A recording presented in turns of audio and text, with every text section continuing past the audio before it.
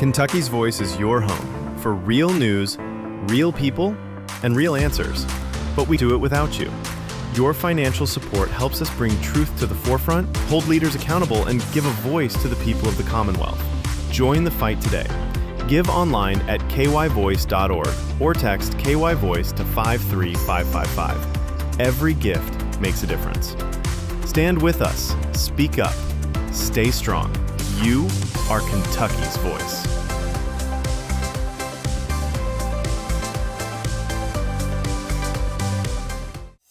Are you ready to stand for truth? Kentucky is at a crossroads, and we need voices that won't back down. This is your moment to rise, speak up, and be part of a movement that's changing the narrative in the Commonwealth. Kentucky's Voice is calling on bold citizen journalists, fearless editors, and those unafraid to speak truth in the public square. Volunteer, intern, contribute. Scan the QR code or visit kyvoice.org to join the fight. This is more than media. This is your moment. You are Kentucky's voice.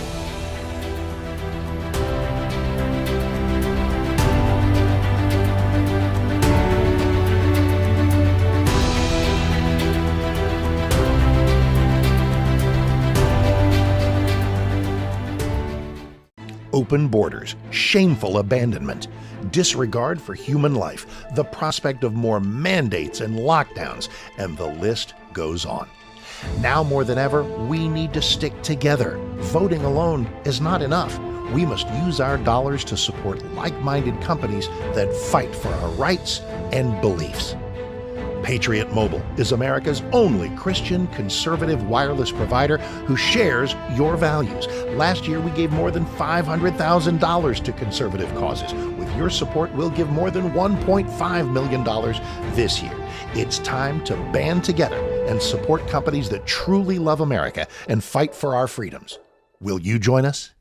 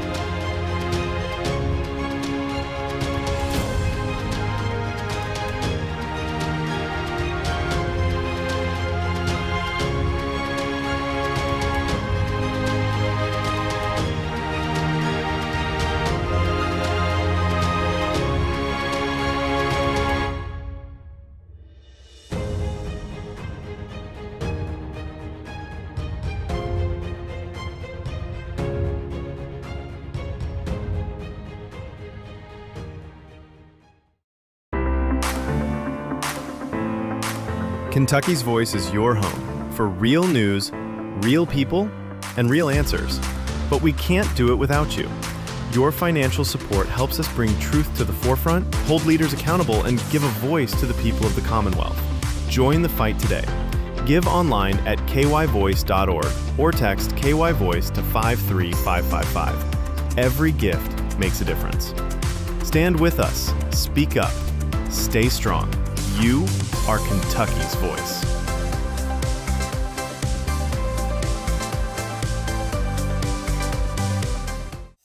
Are you ready to stand for truth? Kentucky is at a crossroads, and we need voices that won't back down. This is your moment to rise, speak up, and be part of a movement that's changing the narrative in the Commonwealth. Kentucky's Voice is calling on bold citizen journalists, fearless editors, and those unafraid to speak truth in the public square. Volunteer, intern, contribute. Scan the QR code or visit kyvoice.org to join the fight. This is more than media. This is your moment. You are Kentucky's voice.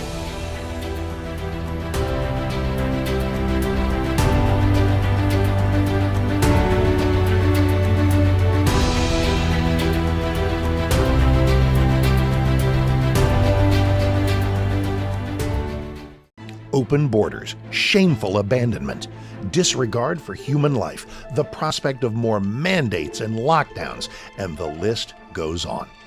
Now more than ever, we need to stick together. Voting alone is not enough. We must use our dollars to support like-minded companies that fight for our rights and beliefs.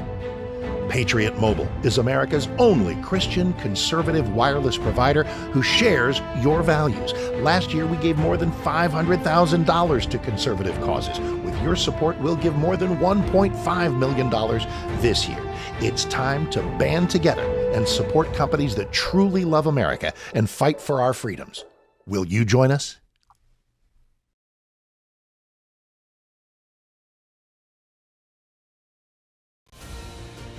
This is Kentucky's Voice Radio, covering the latest state and local issues with Tom Fallbush, Bob Scott, and Jim Waters. And welcome, everybody, to Kentucky's Voice. I'm your host for the day, Andrew Cooper-Ryder, back after a 3-week break. To quote the great poet of our times, Slim Shady, guess who's back? Back again. Andrew's back. Tell a friend. And if you've missed me these past 3 weeks, you're like, I haven't heard your voice in 3 weeks. That's because you're not listening to the Andrew Cooper-Ryder Show. I did put out some shows there. The Andrew Cooper-Ryder Show is aired right here on WGTK Sundays at 6. And then also on WBNA Wednesdays at 11. You can also catch it on all major podcasting platforms, on social media too as well. Just head over to theandrewshow.com. Hit the Listen Now tab, and you can see all the places to listen to it. While I've been gone, I put out a few interview episodes I did. One was with 3 of the Senate candidates there, Nate Morris, Andy Barr, and Daniel Cameron. I asked him 10 different questions, including questions about Ukraine, Israel, national debt, immigration. A lot of good questions there. You can check those episodes out. Once again, head over to theandrewshow.com. Listen now. You can also check out an interview I did with Ryan Dotson. He's running for the 6th Congressional District. But on today's show, we'll be digging into some interesting Kentucky stories. Of course, I'll give you some updates on some state spending, where some dollars are going that maybe shouldn't be going, or we should be asking questions with, especially out in eastern Kentucky. We have some coal severance money being put out. We have the state putting $8.3 million into buying up properties in flood zones which leads to a lot of questions, of course. Some updates on some school taxing fights. Those of you who have listened to me here on WGTK know that I've been following some of the attempted tax recalls going on around the state to fight back against school districts raising those taxes. So we've had one succeed, one fell short. We'll talk about that. Might touch on Fayette County schools. I know Jim did yesterday when he was hosting. He talked about that a bit. I might touch on it only because I posted something on social media. I said the unsayable, something about teachers' pay. And I know it's not popular. We all are supposed to pretend at all times that teachers obviously work 80 hours a week, 52 weeks a year, and are grossly underpaid. And there are some that I do agree are underpaid, especially in our rural areas and some other areas. But I pointed out that there was an elementary school art teacher being paid almost $90,000 a year plus pension plus benefits to teach elementary school kids how to finger paint. And I got attacked for that pretty hardcore. So I will defend myself as well. Also, here's another thing for you.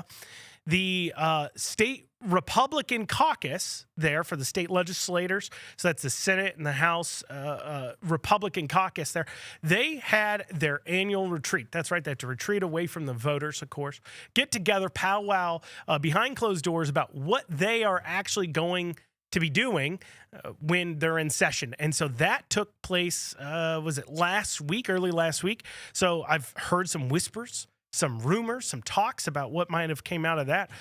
So we'll mention that, of course, as well. So we'll have all that and more today. But one thing I want to encourage you to do while I'm talking, you've got opinions. Those of you who've listened to the show with me before know, in the last segment, I will answer those text questions. So you can text 502-571-0970. Once again, that is 502-571-0970, 502-571-0970. 0970. You can text in your thoughts, your concerns, your questions.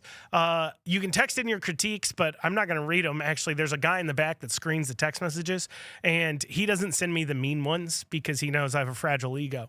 So for that reason, don't even bother texting in those ones. But if you have thoughts or comments and you want to hear my thoughts on that, you can go ahead and send that in too as well. But got a packed show, full show for you today, talking about Kentucky politics. We might even have time to touch on this feud going on between Rand, Massey, Trump. I've got feelings about that. So we'll see how many of you hate me after today, because I'm not going to hold back. I'm going to let you guys know how I feel. And some of you may agree, some of you may not. But we'll have these stories when we come back here on Kentucky's Voice. I'm your host for the day, Andrew Cooperrider. Once again, text in your thoughts, your concerns, 502-571-0970. We'll see you in a second.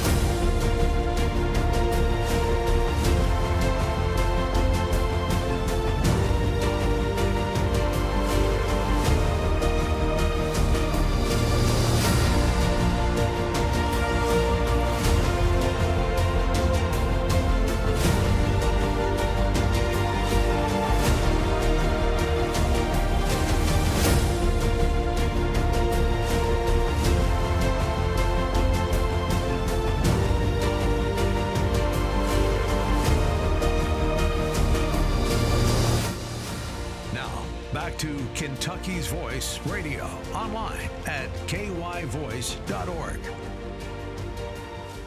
And welcome back to Kentucky's Voice, your host for the day, Andrew Cooperrider. So before I start off, we're obviously coming into the holiday season. And what do you get that person that you have no idea of what else they would want? Well, of course, you get them what anybody would, which is a gift card. That's a common gift. If you're a grandparent, maybe you buy a gift card for your kid.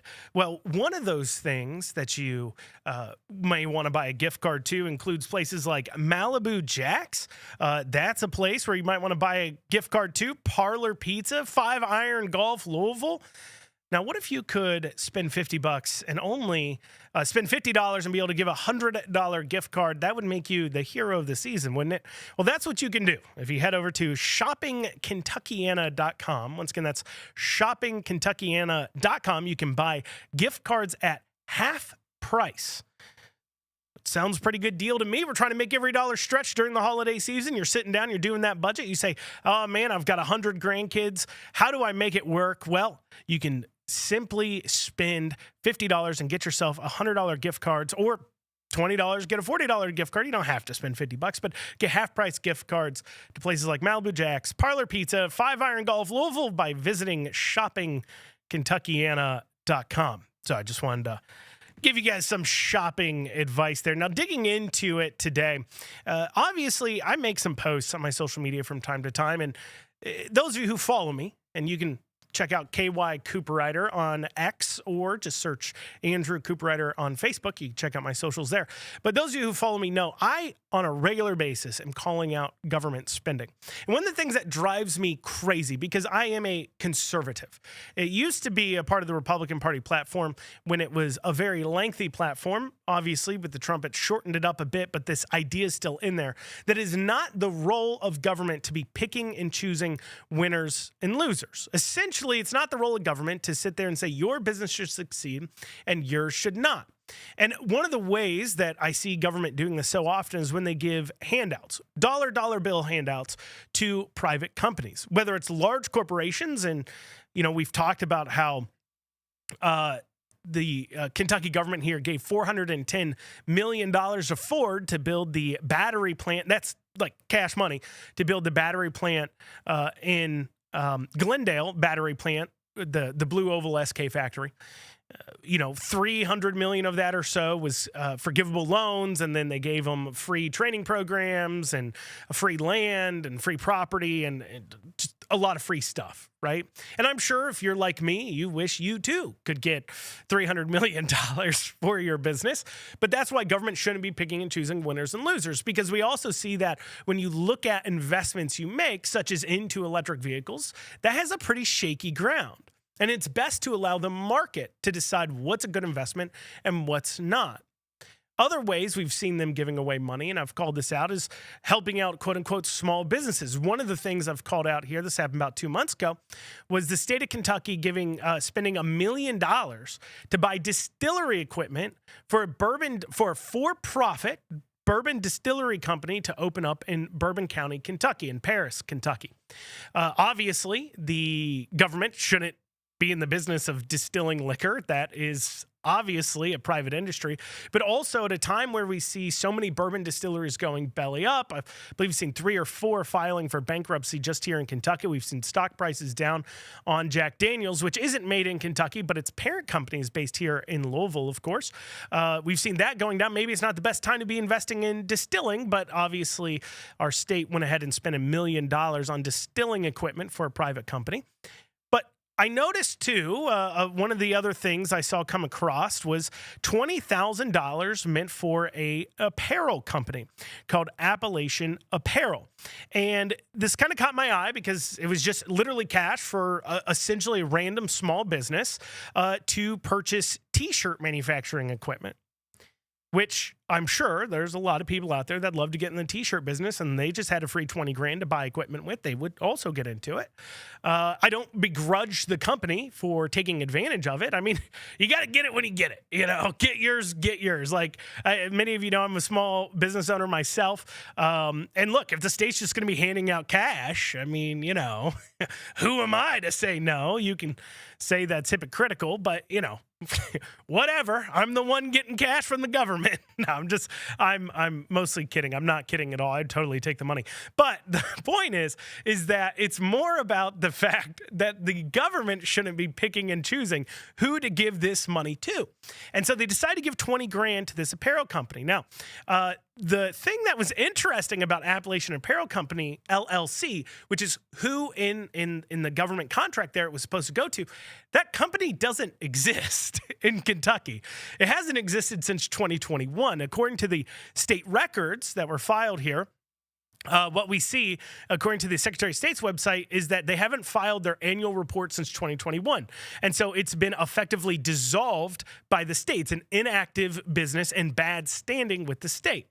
Now, the owner of that business, and I'm not attacking the owner, so I'm not going to tell you his name, but the owner of that business does own another LLC that was opened in 2024 that's in the apparel business. If I had to guess, that's probably the business he's actually operating under. So he's probably not doing anything illegal. He's just operating under this different business. However, for some reason, despite there not being a DBA saying I'm doing business as an Appalachian Apparel Company, LLC, the state was giving money to this company that doesn't exist anymore. Shouldn't this have been researched? Double check. If Andrew Cooperrider, I'm just a guy. Yeah, sure. I'm on your radio or TV or in your headphones or listening in your Bluetooth speaker. But I am just a guy like you. I have no special access. I have less access to government records than, the government does. And if I, in 10 minutes, found out that this LLC we were going to give $20,000 to doesn't currently exist, shouldn't the state have figured that out before they put in the request for the money with the contract wrote up? Now, the owner of the business did chime in and he said, look, we are still active. As I said, he's probably active under the other business. And he said, we decided not to take the money because of all the politics involved.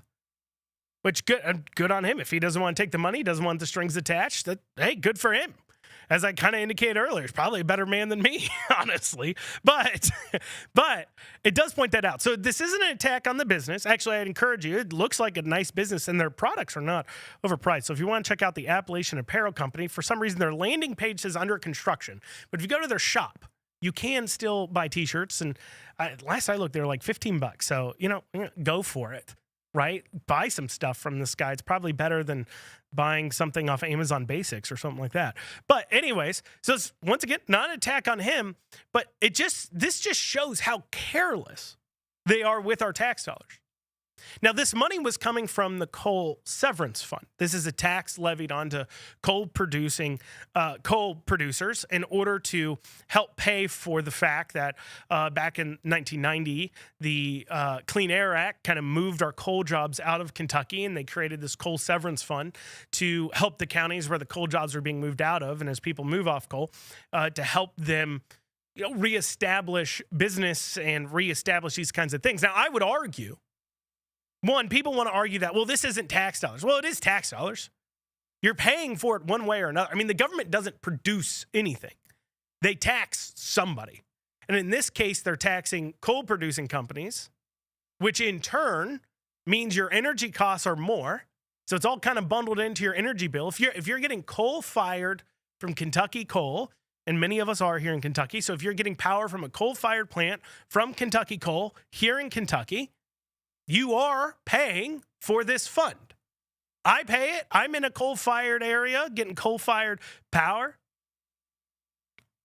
And so therefore, in my bill, it's higher because of this tax. So to claim somehow that, well, this isn't really tax money. This is just random money that, where'd it come from? The sky? Did a stork deliver it like it delivers new babies? Did a stork show up with sacks of cash and a little sack under its beak and just hand it to Kentucky and say, now please spin this on apparel equipment? Of course not. At the end of the day, government doesn't create anything. All it can do is take from your pocket. Now they can try to hide this however they want to. They can call it this fund or that fund, or, well, that's the road fund and that's this fund and that comes from here and that's not tax money because it's coming from the federal government. It's all coming from the same place at the end of the day. Your pockets, the taxpayer's pocket. And it also encourages, once again, picking and choosing winners and losers. So how should we be spending this money? Well, I tell you what, maybe instead of giving out 20 grand here or there based upon whatever parameters they're making up at the time, what if we took that money, invested it into infrastructure so that way all businesses in the area can survive better? Better roads, better power, better utilities, I don't know, better internet, better all these other things that can facilitate all businesses having an equal opportunity to succeed in these areas. I understand you took away a industry from there, and that was a problem created by the government. But perhaps those funds that you're now putting together to fix that should go towards elevating everyone and not just a select few. Well, if you've got comments, questions, you can text 502-571-0970. We'll be back in a few short minutes. Are you ready to stand for truth? Kentucky is at a crossroads, and we need voices that won't back down. This is your moment to rise, speak up, and be part of a movement that's changing the narrative in the Commonwealth. Kentucky's Voice is calling on bold citizen journalists, fearless editors, and those unafraid to speak truth in the public square. Volunteer, intern, contribute. Scan the QR code or visit kyvoice.org to join the fight. This is more than media. This is your moment. You are Kentucky's voice.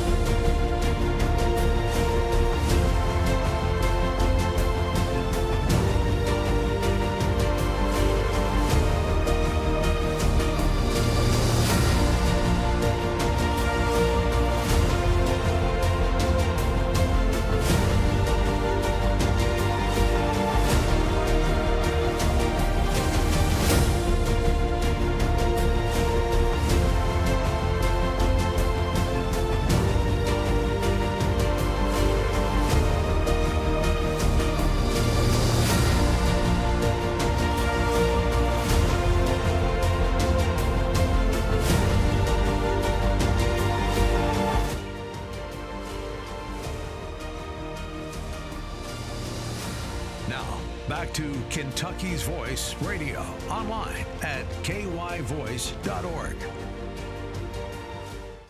And you're back here on Kentucky's Voice, your host for the day, Andrew Cooprider. If you're hearing what I'm saying and you're just like, ooh-wee, I want more. Well, what you can do is head over to theandrewshow.com, hit the Listen Now tab. I do this show on Wednesdays normally. I was off the last 3 weeks, but I'm back and I'll stay with you here through the holiday season on Wednesdays. But if you're listening to this on Wednesdays and you're saying, I want to hear them again, well, head over to theandrewshow.com. You can also listen to the Andrew Cooprider Show right here on WGTK on Sundays at 6 and also on Wednesdays at 11 on WBNA if you just want to see this beautiful face.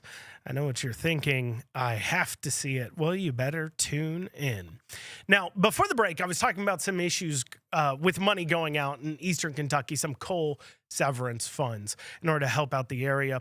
But, you know, one of the things that this money, instead of being handed out 20 grand here, 30 grand there, since it's about coal in the first place, it could have been spent into recovering the area and setting up some retaining walls / some water mitigation effects to deal with the flooding that has gone on in the area. Now, one of the ways the flooding has happened, and a reason why the flooding has happened, is because the coal companies coming into the area through there, what they've seen as they're mining, they alter the runoff and the water runoff, and it can create flooding in areas where historically there hasn't been flooding.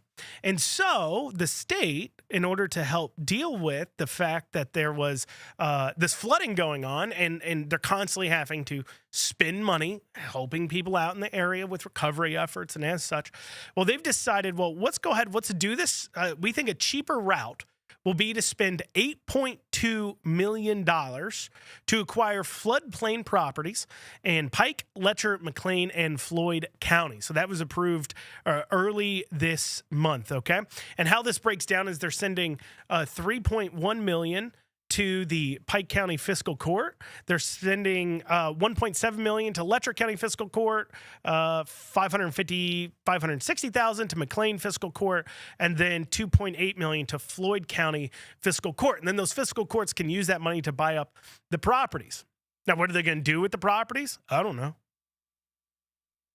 I mean, if you look at it this way, too, the program is being done through the USDA NRCS, which requires that they offer, I think it's 75% of fair market value. I don't know what the fair market, because let's just look at the person in that area. Okay. Now, there is debate on whether or not the taxpayer should be on the hook for this at all. Right now, if you chose to live in a floodplain, a lot of people would argue, look, that's where you're living. You can move or you can live there and adapt to the area. And if you can't adapt to the area, why is it that your decision to live there should be something that the rest of us have to pay for? Because after all, freedom doesn't mean you're free from the ramifications of your actions. However, if this has been caused by the coal companies and their mining, creating this runoff, which is now flooding areas that priorly wouldn't flood, wouldn't the coal companies be the one on the hook to fix the area? Shouldn't that be what the coal severance fund is going to, instead of buying T-shirt manufacturing equipment or distillery equipment or anything else for small businesses in the area? Shouldn't be going to those kinds of infrastructure products. But instead, $8.2 million of your tax money has to be used to buy this out. Now, what are they going to do with it? I don't know. I mean, they can use it for recreation. I guess they could build golf courses there. Famously, golf courses are typically built in these kinds of floodplain areas. You could try some other kind of recreational type activities that maybe aren't as affected by flooding. Could be some opportunities there. But it is worth debating when we have these kinds of decisions being made of spending this kind of money, $8.2 million. What is the taxpayers' hook there? How much should it be? How much should it fall to them, and how much should it not? Speaking of taxpayers, though, Before I left, I'd talked to Shannon Denniston. He was on talking about the tax fight in Powell County going on for a recall. And then also I had on a gentleman by the name of Levi who was talking about the tax fight going on in Shelby County. For those of you unaware, the school boards there raise taxes beyond the 4% level. So every year your school boards can raise your taxes 4%. If they raise it beyond that, the amount that they raise it beyond that can be recalled. And the amount that the Powell County Fiscal Court was raising it was 16%. Now, they called it the nickel tax, but, 5 cents of 45 cents is more than just 5% increase. It's not just a nickel. It's a percentage increase. In this case, it was 16% was the total increase. But that was successfully recalled. The group there got together. They got the signatures. They got them submitted. That vote was held, I believe, last night, and it passed, or it was defeated 60-40. So 60% of people voted to not allow the increase. 40% of people voted to allow the increase, which leads me to this question. Who are these other 40% of people? This is why we can't have nice things. Because 40% of you are like, no, tax me harder, Daddy. I mean, come on. 40% of you were like, you know what? I don't pay enough taxes. Now, you may say that, it's going to this school or that school or this or that. It really doesn't matter. If the school district needs more funding and they're not able to get it, you're taxed to death already. We're all taxed to death. The government makes almost more than you do off of your labor. When you add up our sales tax and our vehicle tax and our gas tax and this tax and that tax and this tax, and then you look at how much is coming out of your paycheck and everything else, probably half of your income is going towards paying taxes, if not more.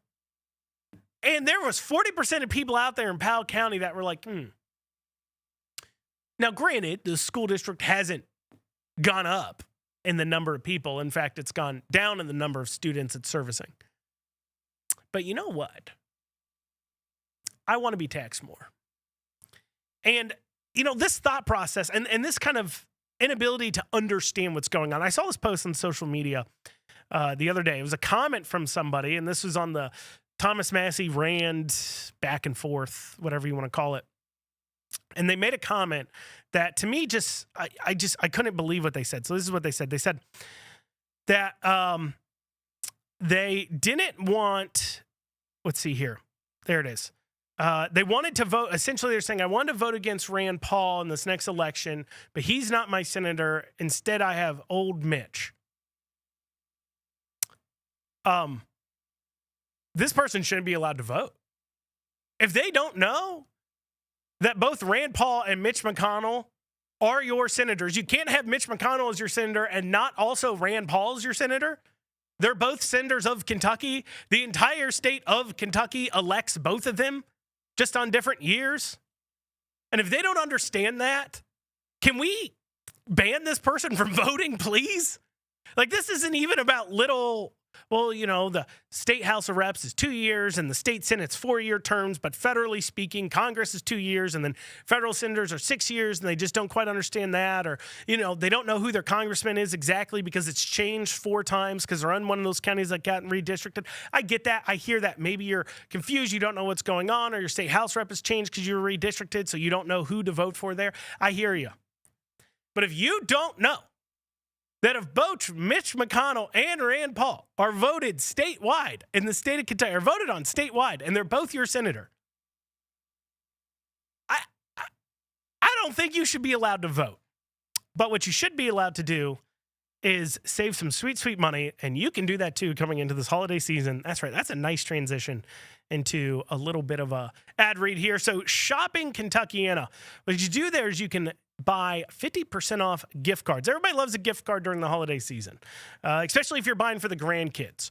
Instead of buying them a toy, they'll probably break in 20 minutes, 30 minutes after getting it, or a Lego set that they end up putting together and then just staring at for the rest of their life until it falls off a shelf and then their parent ends up stepping on it and hurting their foot. You could instead buy them memories, like a gift card to Malibu Jacks or a gift card to Malibu Jacks is nice. I do like Malibu Jacks. And you can get that. You can get them a $100 gift card for just 50% the cost by visiting shoppingkentuckiana.com. Once again, that's shoppingkentuckiana.com. I'll be back in a few short minutes.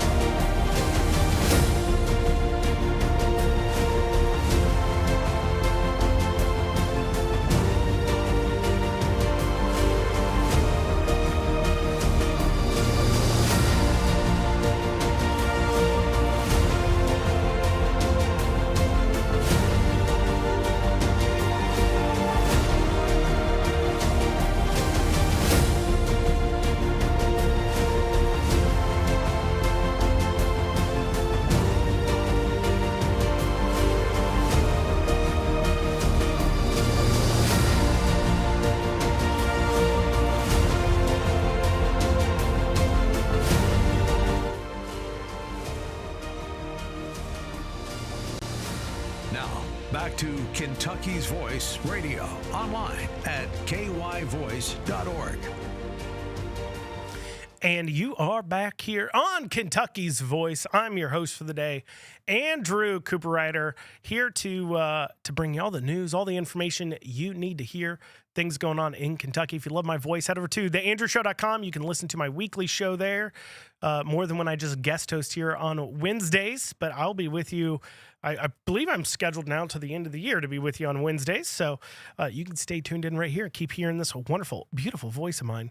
I know you guys love it. But if you want to chime in, you got your own thoughts on what I'm talking about, you can go ahead and text 502-571-0970. Once again, that's 502-571-0970. In this final segment, I'll go through any texts that come in. So 502-571-0970.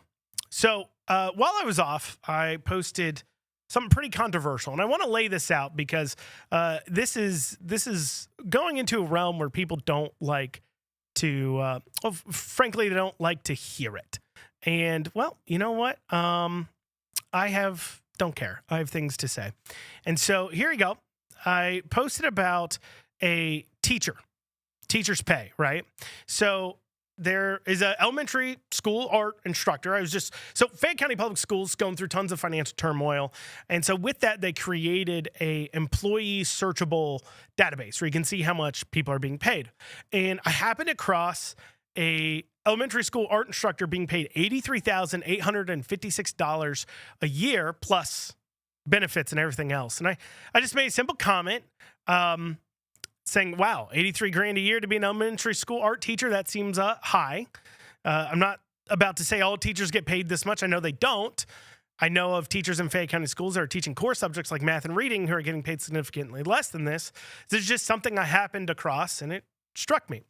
And oh boy, the call went out. The teachers put up their bat signal, and they said, oh no, we got somebody questioning our narrative that teachers have the worst job on the planet. Now, granted, I'm not going to sit here and pretend all teachers are paid amazing. I know in our rural areas, teachers obviously are still some of the highest paid people in the county, but they're, comparatively speaking, for the job they're doing, they're probably not being paid enough. But in general, when we look at teaching, like I just want to be really honest here, okay? it's not a bad gig. All right. I get it. It's not something I would do because I don't like kids. I barely like my own child. I love them, but like them.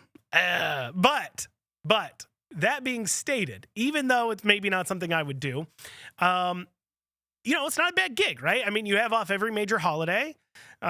You do get time off during the summer. I know it's not popular to say, and people sit there and say teachers work 8 hours a week and you don't understand, and they're working all through summer too. And they're not. I know they're not. You know how I know they're not? When I was in high school, I was a lifeguard, and you know who the pool managers were in Fayette County? Teachers. Teachers were the pool managers. In fact, the pool director for the summer was a teacher going by the name of Killian Timoney, who ended up being a house rep, who I advocated against, who ended up getting defeated viciously in a contested primary this past time. But he was like the pool manager for the entire Parks and Rec in Fayette County. And he was also a teacher. While he was also working in Fayette County schools, by the way, he was also a state house rep. So, I don't know. You can weigh that as much as you can. So I know that during the summer, they do get other jobs. So clearly they're not working all through the summer.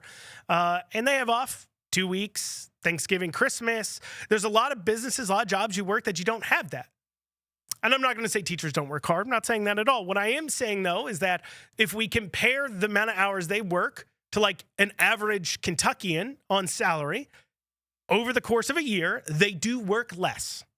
And on average, teachers are paid around $55K a year here in Kentucky. I'm not saying they're paid necessarily even high.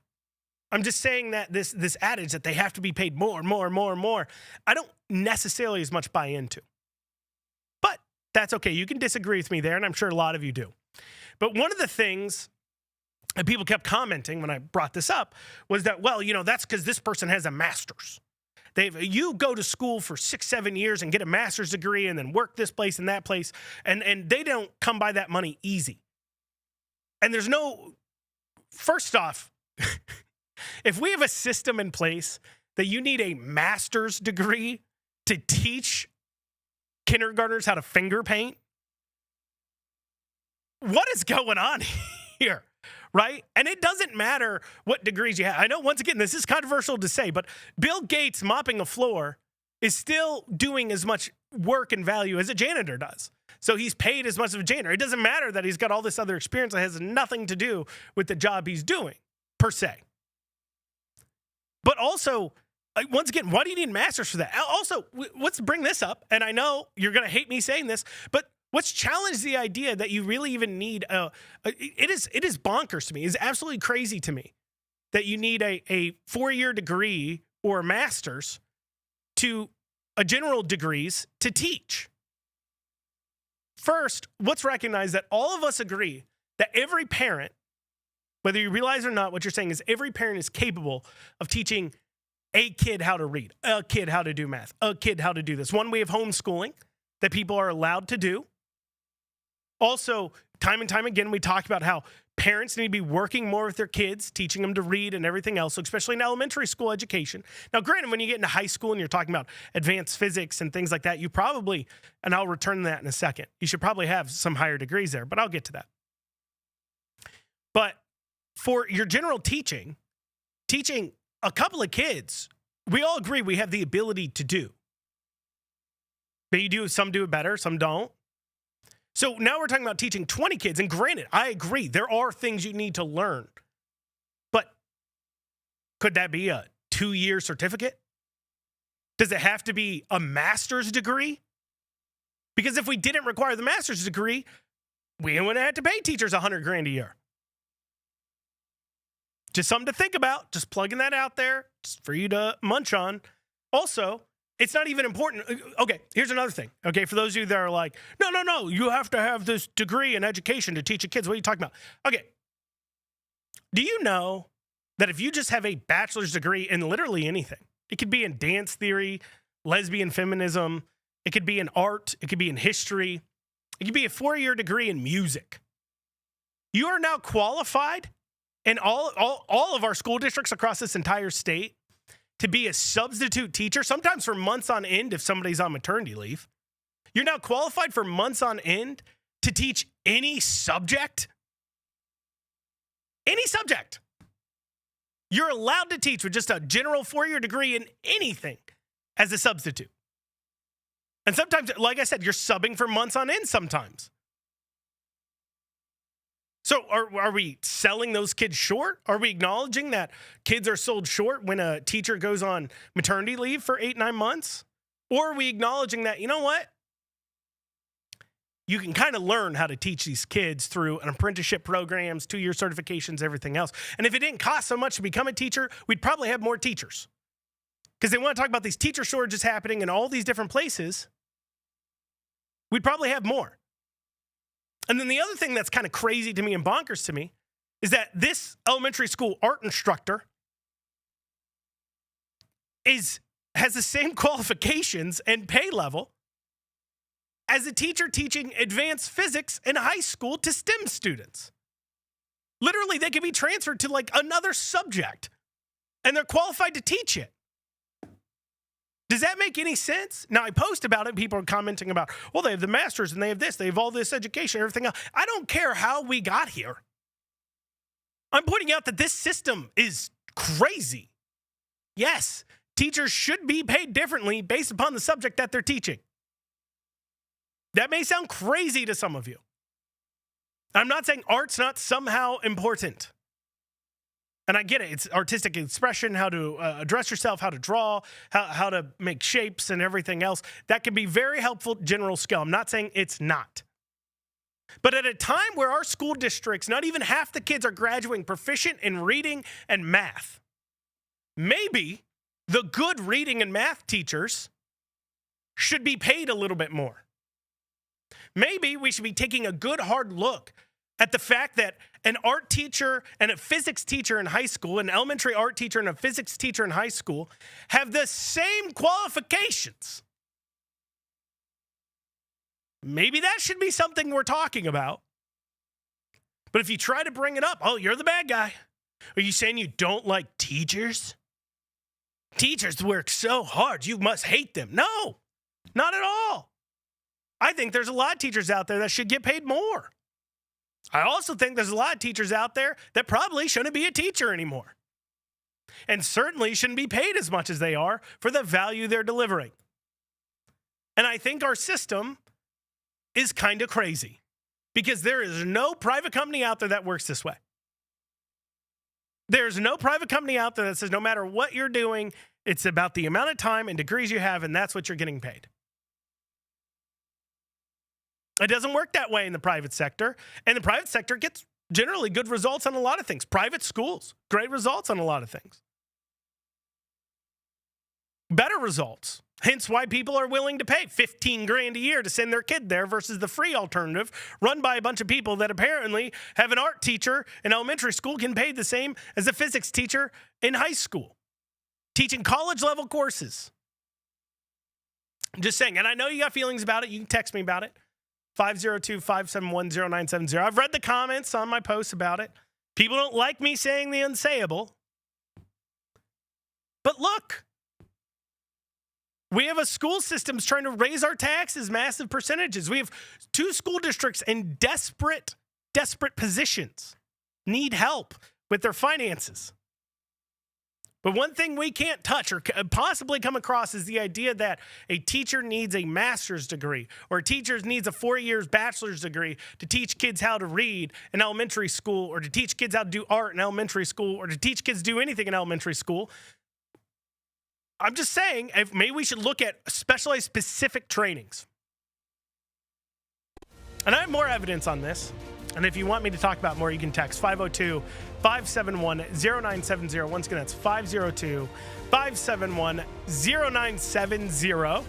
I can fill you in with all my emotions on it. But this is Andrew Cooprider here, hosting Kentucky's Voice. Probably upsetting a lot of you, but that's okay. You listen to me for the entertainment, hopefully. But I'll be back in a few short minutes here on Kentucky's Voice. Kentucky's Voice is your home for real news, real people, and real answers. But we can't do it without you. Your financial support helps us bring truth to the forefront, hold leaders accountable, and give a voice to the people of the Commonwealth. Join the fight today. Give online at kyvoice.org or text KY Voice to 53555. Every gift makes a difference. Stand with us. Speak up. Stay strong. You are Kentucky's voice.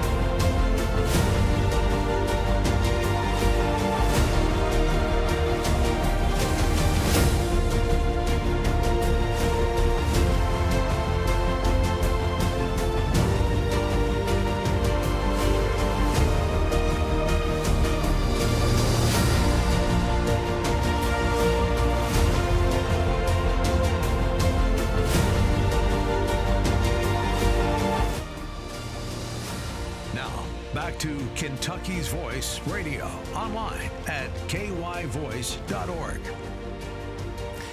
And you are back here on Kentucky's Voice. Andrew Cooperrider, your host. We've got a few messages coming in we'll get to here in a second. If you want to get yours in real quick, you can text 502-571-0970, 502-571-0970 with your thoughts on the show. But while you're getting those in, I want to tell you about some Christmas deals you can use now. If your Christmas list is long and your budget feels short, we've got you covered over here. ShoppingKentuckyana.com has half-price deals that make everyone happy. You can grab $100 gift certificates for $50, $40 ones for $20, and use them right now. From pizza nights to mini golf to family adventures, there's something for everyone. It's the perfect way to give a meaningful gift, support local businesses, and keep some cash in your pocket. So before you spend full price anywhere else, check out ShoppingKentuckyana.com and find your half-priced holiday favorites today. We have Malibu Jacks near where I live. I like that. I like that place. I keep going back to it. I think it's fun. They added in a bar too, so the kids are driving you a little crazy. Anyways, so I'm live on the air. I forgot. Inner thoughts leaking out. Anyways, so obviously talking about the teachers did bring up a few things here. One of the things was they said if teachers don't have advanced degrees, the college scam would be in jeopardy. I think that's exactly right. I was going to get into this if people brought it up, and I don't know. I guess this gives me an opportunity to get into it. So my son didn't learn to read from any of the certified 4-year, 6-year degree teachers in public schools. My son went to public schools from kindergarten to 3rd or 4th grade.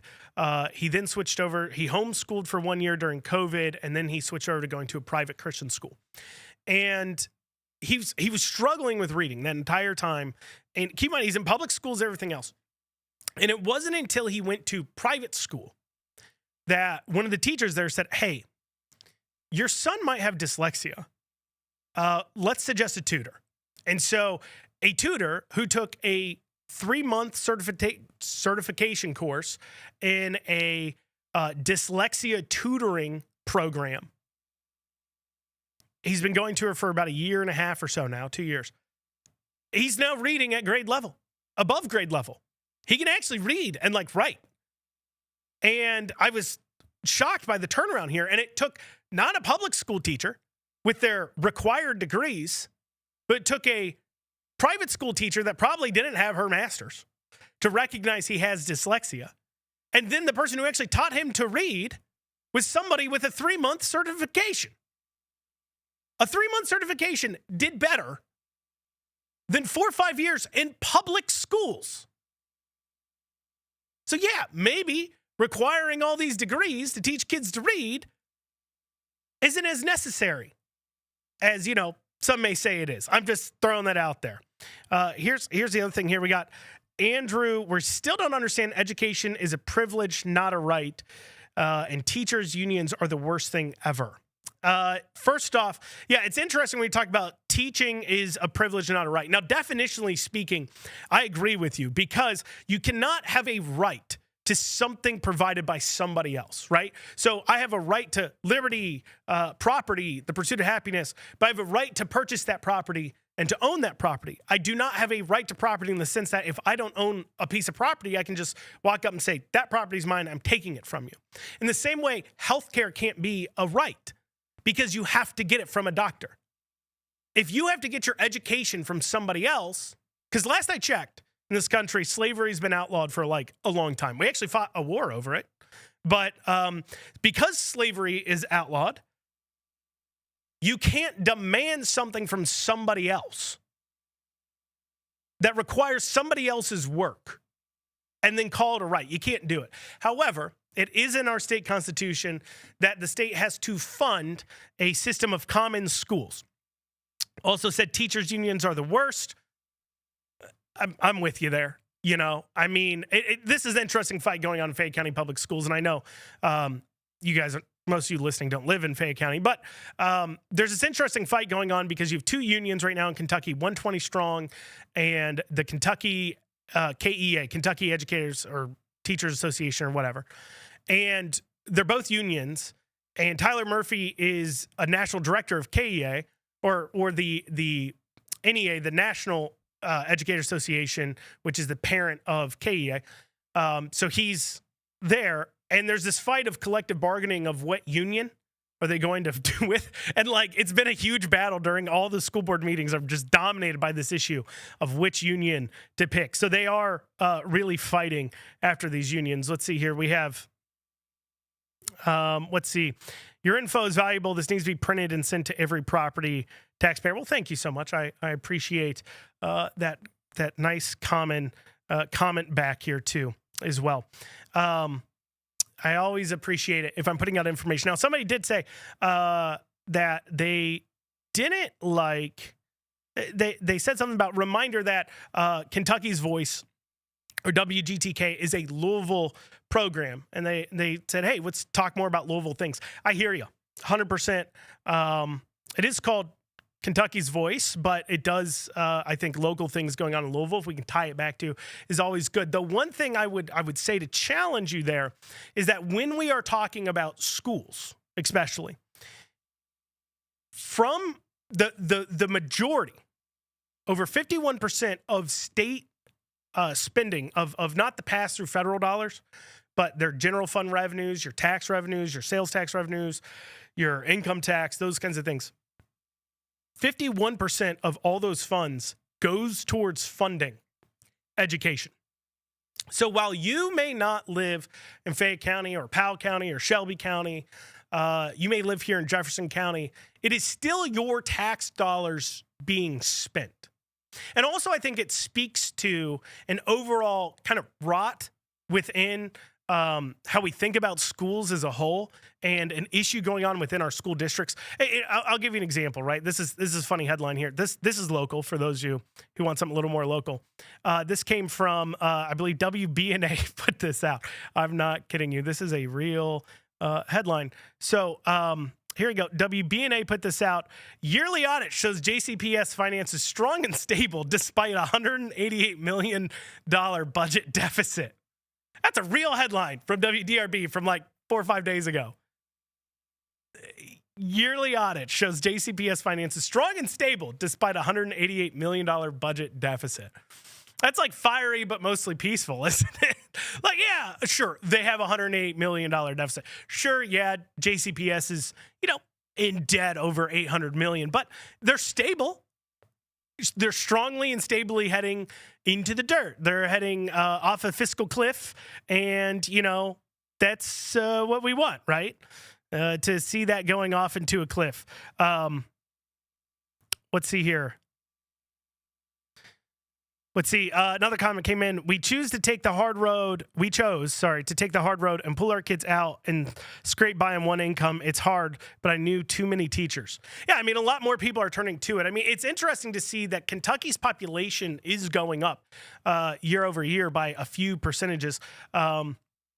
We're seeing shifts too in population, more people heading into the cities as well. Actually, this last redistricting, Eastern Kentucky lost a seat, Western Kentucky lost a seat, and Louisville and Lexington both gained another seat in the state house for districting purposes, just because of the population shifts. So you're seeing this population growth, but you're really not seeing it within the schools. The schools are not growing at the same percentage because a lot of people are saying, look, I'm going to pull my kids out. I see a system that's failing. And you'd think that would cause like an internal look. Like as that commenter just said, as that person who just sent in made that comment, you literally have a like free option.